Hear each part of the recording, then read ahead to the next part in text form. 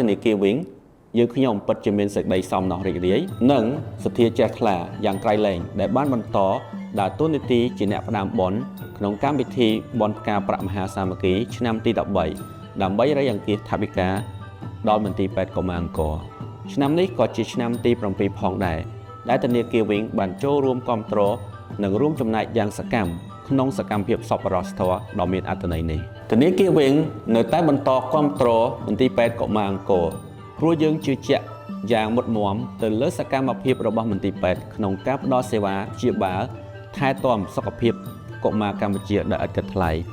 សម្រាប់រូបខ្ញុំផ្ទាល់និងធនាគារវិញយើងនៅតែចាត់ទុកកុមារជាអនាគតដ៏សំខាន់របស់ប្រទេសជាតិយើង